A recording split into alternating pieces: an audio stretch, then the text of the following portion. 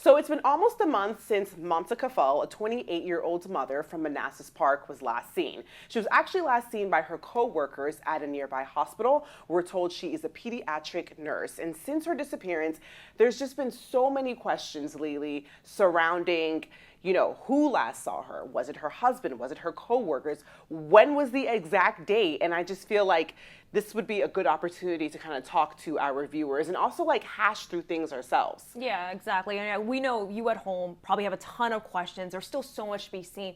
But to your point, we've been covering it. So we wanted to take this opportunity to kind of walk through, here's what we know, here's how we got here, right?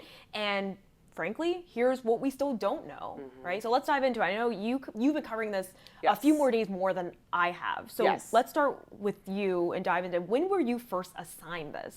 So this goes back to, I believe it's Monday, August 12th. It was Monday, August 12th. So, another day in the newsroom. I was actually assigned another story. And then the assignment desk and the executive producer, Christy, they kind of sent me a forwarded an email saying there's a community gathering going on for a missing woman. So initially I was like, okay, let's actually read, because, we were discussing before we started rolling that we have so many missing cases and missing people, but what usually happens? They're found a couple hours later. So immediately when I read this flyer, it says last seen July 31st. And again, it's August 12th and I'm reading it. So I'm like, August 12th, it's been a couple weeks. And then we find out she's a mother, an 11th-month-old. So we're kind of bouncing back and forth off each other. At this point, it was me and the EP and the photographer. What kind of mother would just disappear and leave her young child? So, okay, fine. The community's having a gathering for her in the evening at a Nepalese community center. We come to find out that Mamta is from Nepal, came to the United States a couple years ago. So as we are heading to the community gathering, where we're told, friends of Mamta's will gather to kind of stand in solidarity and kind of bring attention to her disappearance, the photographer and I, Jesse, decided, let's maybe drive by the house.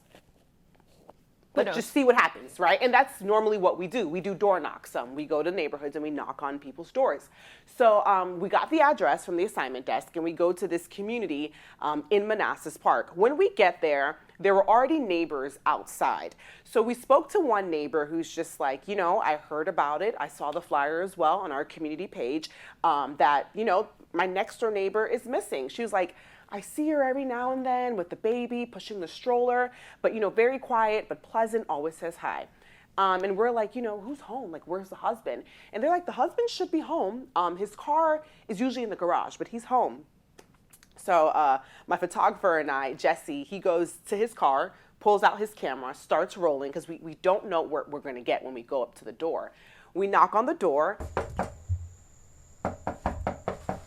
So that was the first time you spoke with Naresh Bhatt, who now we know is a suspect, right? It was the first time. As he was approaching the door, I did not know what to expect. The lights were off. It looked like he was on the phone and he started walking towards. At first, as you could see, when he opens the door, he opens the main door, but not the storm door. So he's speaking to me through the storm door. And I'm like, hey, we're with Channel 5. We're getting ready to go to this community gathering that they're having for your wife. Do you plan on going? He's like, no, I'm not gonna go. I have to be with the baby. And I'm like, how are you feeling? Do you want to talk to us? And at first it's just no, I can't be bothered. But we're like, hey, we're going to speak to people in the community. We're doing this story. It'd really be great if we can have some words from you. So I just kind of pick up the mic and put it in his face. And at this point, he has come from around the door. So he's outside, kind of prop the door open, but he's outside now. I put the mic in his face and I'm just like, how are you feeling? And he's just like, I can't remember his words exactly, but he was just kind of stressed, flustered. And I said, what's your message to your wife? What's your message to the community? And he was like, just bring her back positively. I remember the wording was off, but bring her back positivity, something like that. And we're like, okay, fine. Thank you so much. Didn't think anything of it. It was kind of weird, but we were just like, you know what? This is a husband who's probably flustered, trying to raise an 11th-month-old baby at the time. He has a lot going on. He's not coming to the gathering. It's fine. We got the sound that we needed. Everybody try to find in a positive way.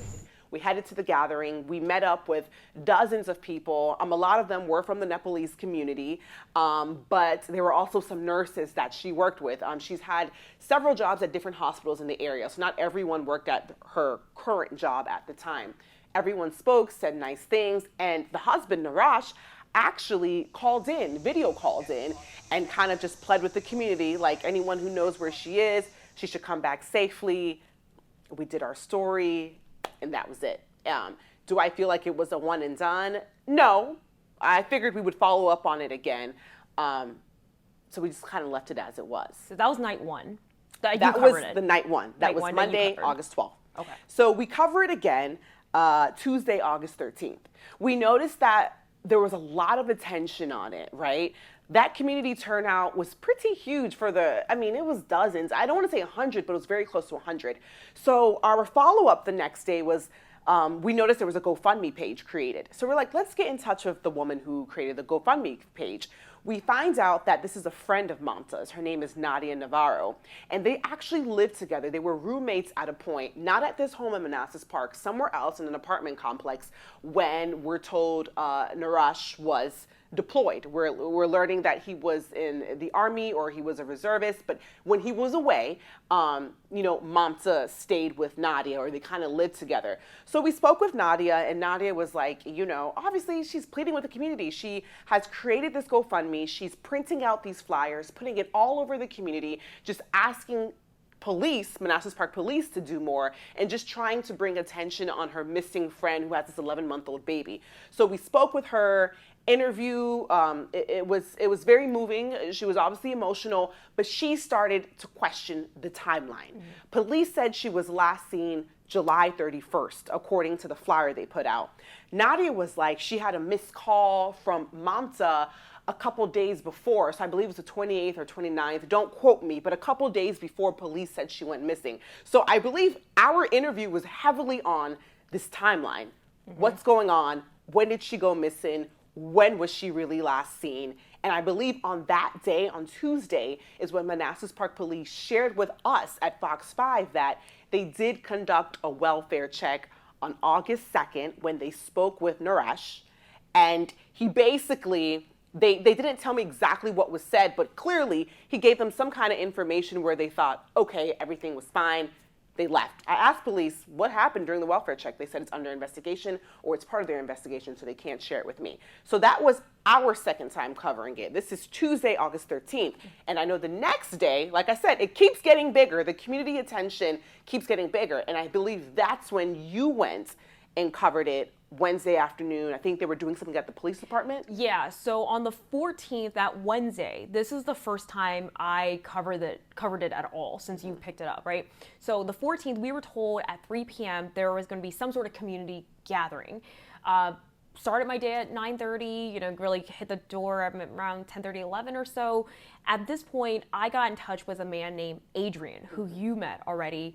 Adrian is a member of the community. He says that he knows Naresh. Keep in mind, they're not lifelong best friends. They know each other for a few months now. Yeah. He says that they met through a veterans group. Veterans group, correct. Right. And he's like, again, also from the area, part of the Nepalese community. So he was like kind of working as, not a liaison, but helping people get to Naresh. In a way, right? Yes. I mean, he is friends with him. I think it's fair to say. Friends with him. So I contacted him, asked him, hey, are you going to be at this event? I was expecting just to chat with him ahead of time. Adrian responded saying, hey, actually, do you want to talk to Naresh? Of course I do. So met him at the home. It was around 1:30, 2 o'clock. Unbeknownst to us, police just left that home, right? There was a police vehicle outside. I didn't know it was a police vehicle when I first got there. And then when they left, we went in, we talked to Naresh, and I asked him, how was that? If you wouldn't mind telling me what exactly was that? And he basically explained that police had asked him about their routine, him and Mamta, their relationship, just kind of what you would expect, right? He told me that was all information he'd already given to police at this point. And he kind of clarified his timeline. As we mentioned, Mamta was a no-show, no-call at the hospital August 1st and August 2nd. So that would be a Thursday and a Friday. Correct. Police get to the home that Friday, August 2nd, after a wellness check that was requested by her employer, not her husband, her employer. And we asked him, so why wait until the 5th to officially report her missing? This is what he had told us at the time. He told us that he was essentially following, from his perspective, the instructions of the police officer, that, he kind of, for lack of better words, exhausted efforts, waited for her. And when she didn't show up by Sunday, he says that I contacted police.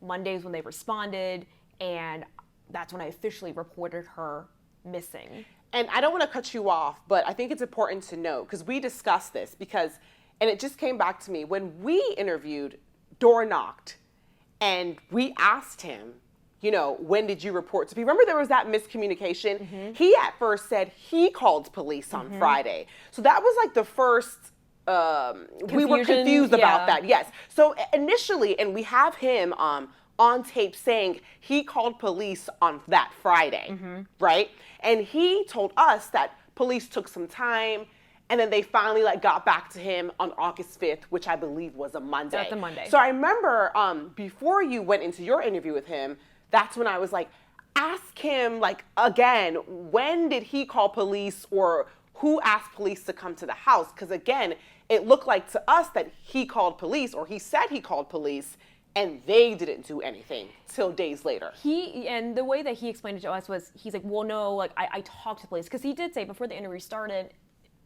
again, his words, that my English is not that great. I understood him perfectly, but knowing that, I wanted to just be very clear. When you say, did you call them? Did you talk to them? Obviously, there's a difference, and we just wanted to make sure that we're getting our facts straight, and I was reporting it correctly from what he told us. So that was on the 14th, and he did come to that 3 p.m. organized event from the community. Yes. A few brief statements with his child. During that interview, the sit-down interview with us, I will tell you, we were in the house for probably 30 plus minutes or so. Didn't actually get too many questions out, primarily because, he was caring for his child. He had to stop and go, take care of her. We understand that. And really, I asked him towards the end, because I didn't want to take up too much of his time at that moment. Keep in mind, this is all before he was even named a person of interest. Yeah. I asked him, what would you tell your wife if she's out there? What would you tell her? And, we have his answer that you guys can listen to yourself. For my baby, you got to be here as soon as possible. So that was the last time I spoke with him one-on-one anyway. Correct. That would have been the 14th. That was the 14th. Yeah. And I think we met up because we did a little tag off. You were day side and I came on night side. So at this point, still so many questions. And I think there were so many questions in regard to the investigation that for my story that night, I included an interview with a private investigator, retired police chief, 30 years. I can't remember what state he was a police chief at, but we just brought him in for his expertise.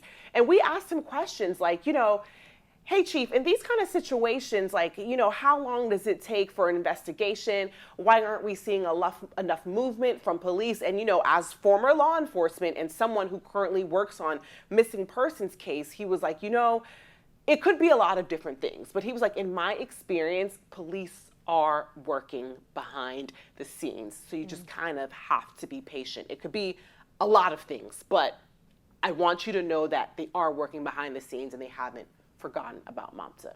So that's what kind of my piece was. I recapped some of the sound that you got from him in your interview, and then we added our expert. Again, we had so many questions. Yeah. Manassas Park Police, they weren't giving us much. I think the most I got that day, or we probably worked on that day, was we got the information about what? The welfare check, and then what else? At that point, I reached out. It was just statements from, it wasn't a lot of communication. No, and at that point, I remember asking Chief Lugo, hey, there's a pretty big crowd out here. Do you plan to come out? He didn't. My suspicion was, it was around 3, almost 4 o'clock at that point. So reached out and asked if he was going to come out. He did not at that point. So that week, I feel like, and please correct me if I'm wrong, that was the week where things kind of were like, okay, this is where we are with things. Yes. We should probably fast forward to you covered the day he was actually named a person of interest, right? Yes, but before that, I want us to, so this is Wednesday. So after the Wednesday, I believe another colleague covered like a bigger search or something that happened on Thursday. Because at this point, Nadia, who had created the GoFundMe, she was also raising the money to buy supplies for searches, flashlights and all those things. So Thursday was their search. All right, we know we're searching for Mamta. I actually worked that Saturday because there was a community gathering with now local leaders. So it wasn't just like friends and people of the Nepalese community. It was now Manassas mayor, not Manassas Park mayor, Manassas mayor. There was some congressional leaders, people running for different offices, all kind of coming together saying, you have our back as leaders to help find Mamta. This is Saturday. So that was our story. But something in me was like, let's go see if Naresh will speak again. Because at this point, you know, it's been, the first interview was Monday, and now it's Saturday. We still haven't found Mamta. So now it's Saturday. Let me confirm, it's August 17th. We go back to the neighborhood. Adrian is there, the Adrian that you brought up. I said, hey, Adrian. It's Adrian and a couple people from the community, just like supporting, checking in on Adrian, checking in on Naresh, excuse me, because again, he's taking care of their baby, 11-month-old baby girl.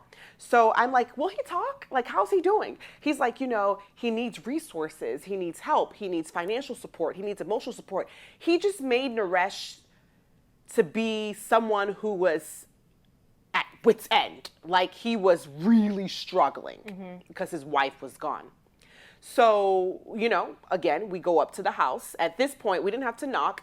Adrian goes in, gets Naresh out and says Naresh wants to do an interview. So we put Naresh out on the porch.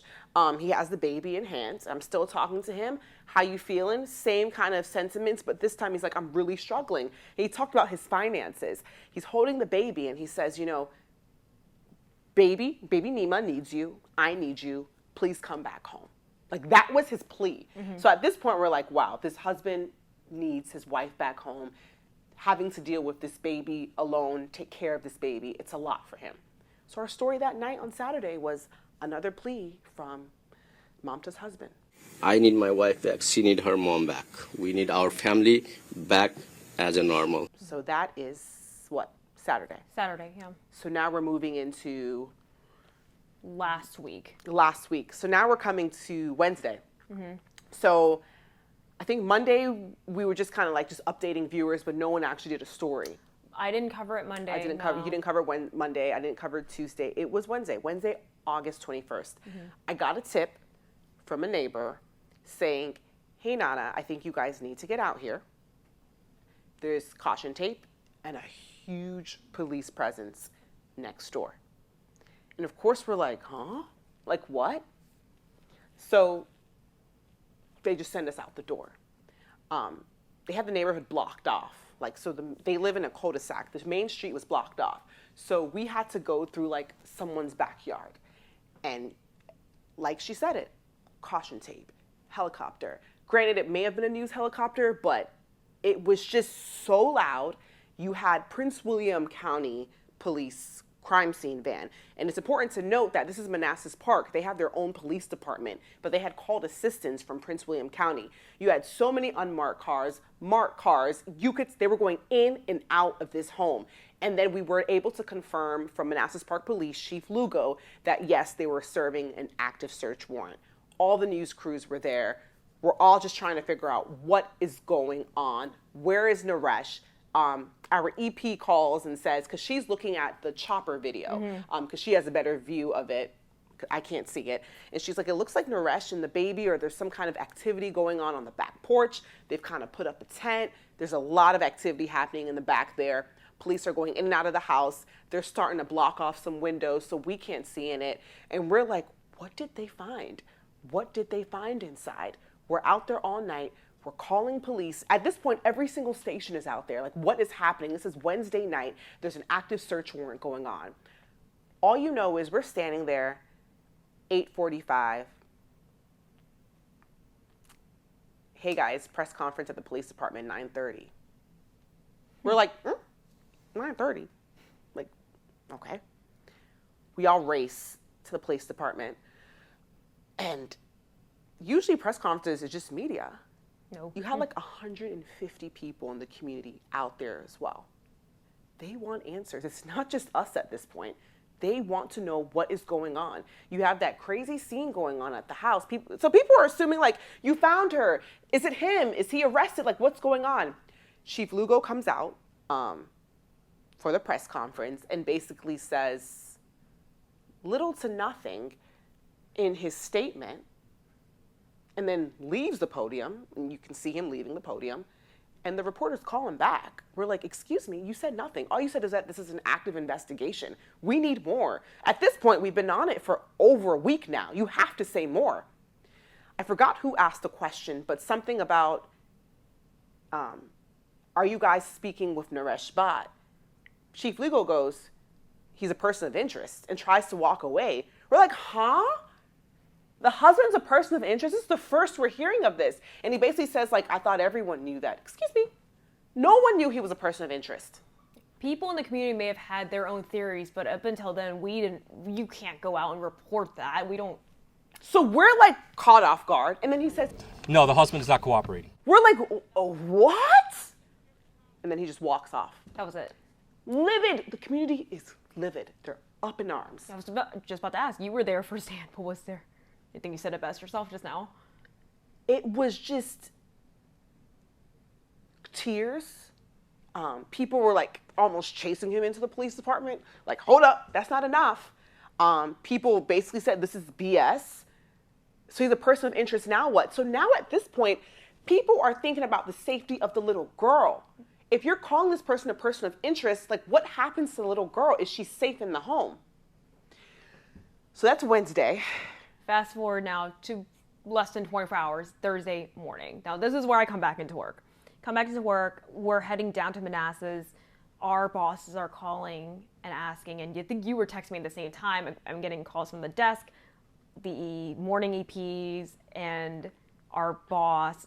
Are you in Manassas? I was not. For reference, it's like a solid hour to get there, right? Yeah. We were not. We're hearing that he's been arrested. We're like, okay, so we're getting there as humanely, safely as possible. We're getting there.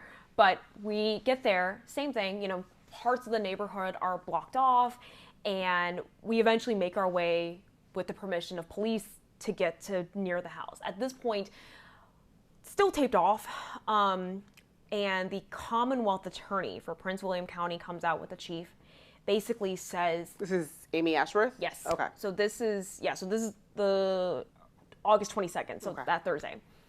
And, the reporters are asking, is Mamta dead or alive at this point, right? Because all the Commonwealth Attorney's office was allowed to say basically was, this is changing really fast. Is she alive? Is she alive or dead? We don't know. We don't know. It wasn't much. It wasn't much. Just that it was active. When asked, though, is she dead or alive? We don't know. We don't know was the answer. And, they had to go back in. So at this point, still not a ton of answers. We go back to the police station. It's probably 1:30-ish or so. And maybe less than a dozen people there. And just a lot of community members who don't know Mamta personally, but feel like they couldn't just stand by and do nothing. Let me ask, so at this point, he is in police custody. You had a conversation with Amy Ashworth and the police chief. He's already in custody. He's already in custody. But I think the question was, we were all asking for what? Correct. Okay. They, even at that point though, they would not confirm, is he in custody? Is he actually arrested and charged with something? Because you see the video of him walking with handcuffs. But formally, is it accurate to say, is he arrested and charged? They wouldn't clarify that. I think they kind of just let the video speak for itself at that point. It was not until 3:30 that, around the 3 o'clock hour, that we knew he was arrested and charged with concealing a dead body. So this is 4 hours at least after the arrest was caught on camera. From there that day. Now, keep in mind, every news outlet in the DMV is there, right? 4 o'clock, we're all live, and we see this crowd of people going into the police station. At this point, it is our understanding there was some sort of community meeting, but at this point, they had already reached capacity. So we could not get in physically. I took some video kind of, outside of the meeting, and as people were coming out, we're asking them what exactly were they asking you about, or I'm sorry, what exactly were they telling you guys about? It is our understanding that the chief was briefing the community. Look, this is where we're at, and this is where things stand, and essentially kind of trying to give them that, okay, here's some of the question or some of the answers you've been looking for. I asked people inside, like, were you satisfied? And they said, I mean, it wasn't much more than they already knew. It was kind of what was in that press release, you know. And you came that day to the scene. And that's the day. Yes, we came. There was like a kind of a bigger scene now, because I'm guessing this is the group that came out of the police department. So by the time I get there to hand off with you, there's like dozens of people out there. So I think while we're out there, we hear that there's going to be a possible vigil, I think, a vigil at the house for Mamta. Now that I guess the news was, you know, he's been charged with concealing it was a dead body. At this point, too, I believe some of her friends are also trying to figure out what's going on with her now 1-year-old baby Nima. They're like, who is going to have custody of this child? I know right now, well, at this current moment and at that moment, they're trying to get the baby with one of Mamta's friends, because it's important to note Mamta doesn't have family. All of her family is back in Nepal. The closest thing she had to family here was her husband and her child, and obviously her close friends that she met at work, and people like Nadia Navarro.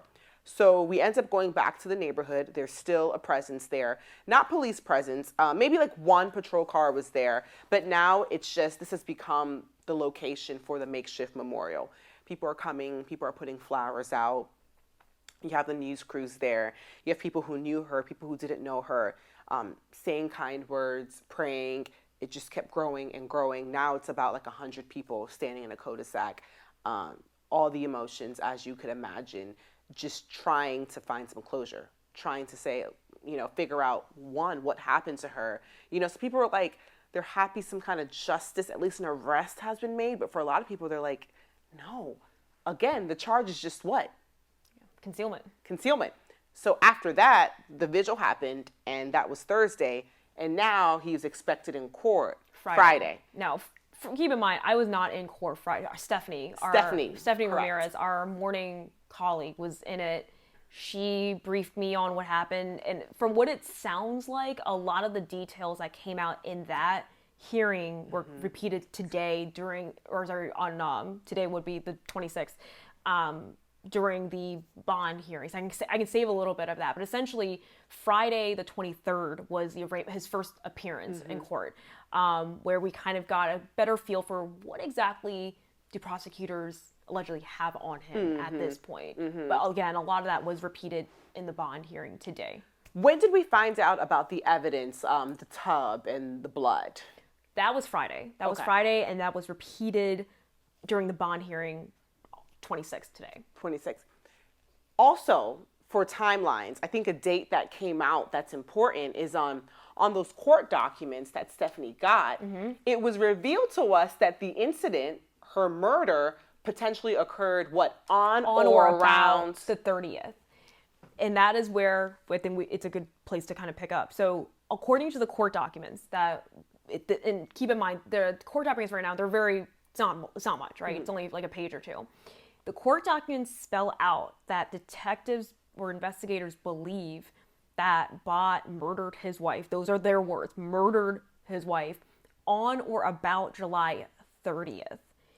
The initial, please correct me if I'm wrong, the initial timeline we were told was that the last time he saw his wife was the 31st. That was 31st. From the initial flyer. That's what it said, right? The initial flyer said last seen at her residence in Manassas Park on July 31st. Yeah. So that is now what those documents say. Those court documents that we got go on to say that it's believed that her body was to some kind dragged out of the home. But it doesn't really elaborate much more than that. And frankly, in court, didn't really go much in that. But they did say in court that now it seems like, again, both hearings were kind of talking a lot of the same evidence that the prosecutors allegedly have already collected, that there was blood in the home, there's blood in the master bedroom, in the bathroom. Something that they did bring up during the bond hearing was that techs also found that the carpet upstairs looks like it was, quote, manipulated in a way where it looked like somebody was trying to scrub it, is the way that they described it during the bond hearing today. Now, keep in mind, bond hearing was about an hour long, so they started with the defense. He is being represented by a public defender, and then the prosecutors went, and they kind of went back and forth before the judge ultimately ruled that he needs to stay in jail. Now, the bits that came out about the run to a Walmart and the cleaning supplies and knives, for timeline purposes, did police add a date to that? For the cleaning, yes. They said that he was, they said that he was caught on camera on the 31st. So the day after, what it appears to be. That buying cleaning supplies, I think they went on to say today, it was like carpet cleaners, Lysol, that sort of thing. And then we're also finding out that his car was also sold. We don't know who to. There's a lot of speculations about who exactly it was sold to. And then we're hearing that he was also trying to sell his house. Yeah, and that was those were two things that his defense attorney, who's being represented by a public defender, really brought up today, right? It's probably important to note that right out the gate at the bond hearing, the defense attorney for Bhatt essentially said that the state or prosecutors are missing a crucial element, which is that to this point, there is no body yet. So how can you essentially charge him with that? How you keep him in jail? In their words, in the defense attorney's words, I don't know how a magistrate essentially signed off on that search warrant or arrest warrant. So that is something that they've been very, very quick to bring up, that this is something that the prosecutors still have not proven yet. He even argued that blood alone is not enough, that's not a body, even saying that has that blood been confirmed to be Mamta's? Those are things that he brought up. He cited the Virginia statute, which is 19.2-120 about, when I looked it up, it was about bail, right? Again, he played that clip of reporters asking the Commonwealth attorney, is she dead or alive? He played that clip. He played that clip in court and before the judge, and used this to reference his point that in his perspective, this is a case of media frenzy, that the Manassas Park authorities were pressured to make an arrest, maybe perhaps bringing charges against his client too early. He also goes on to say that Bhatt has apparently lost his job during all of this. And due to that lack of job, the defense said that this is why he has sold his car in the process of trying to sell his home, kind of equating it to, the car was like a monthly payment of $1,200, not including insurance, $6,000 he says for the monthly mortgage. So this is also why he's saying he's being represented by a public defender, because he's lost his job during all of this, I did have a question, because since we're talking about jobs really quickly, before we wrap up, who brought up his the Secret Service bit? That was according to prosecutors who, on the blood thing, we should also note the prosecutors were saying that their techs and their specialists who were on the scene essentially said that this was not a minuscule amount as portrayed by the defense. They said that this was the amount of blood that if you were to equate it with injuries, they said this would not be a survivable amount that was found in that home. They say they've used that Blue Star. The Blue Star technology. According to the prosecutors, what they found was that entire shower floor was glowing when they did that. Because keep in mind, that technology is not, it's trying to pick up things that you and I would not see with our naked eye, right? Yes. So again, this is their response to when the defense was saying that this was a minuscule amount, even equating it to, that could be a nosebleed. We didn't see a photo. We didn't see the photos, but that was shown to the judge. So that's where we are now. So many questions. Yeah. Still, obviously the number one question is, where's Mamta's body?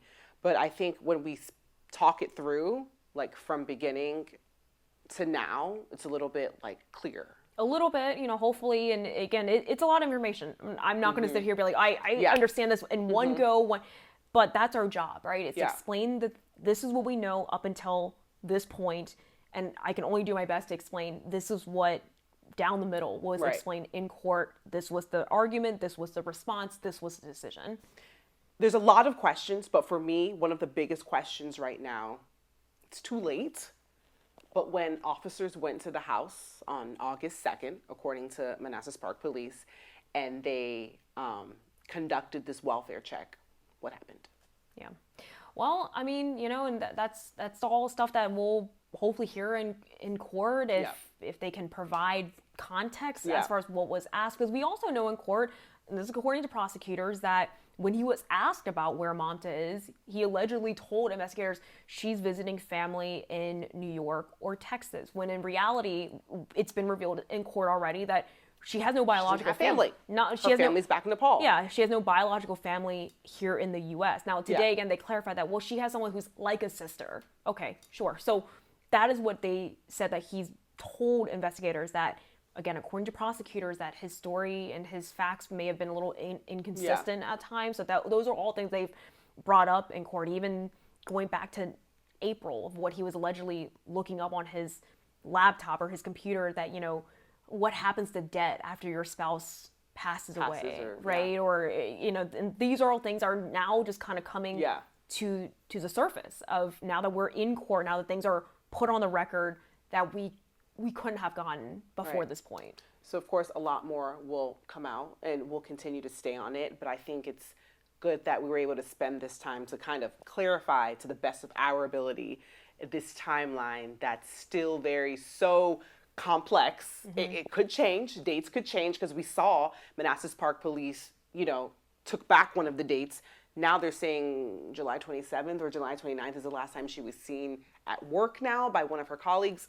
We don't know, but at least I think we were able to kind of go through it smoothly, I hope. Or at least attribute it to the right people, as far as this is who they say saw her when, versus throwing it out there as she was last seen on the 31st. Well, according to who? Or last seen by who? Right. Because police were first attributing just Naresh, saying the 31st.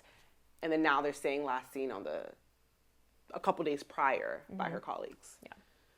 All right. Breathe. That was a lot, but I hope it helps. That's all we can do. All right.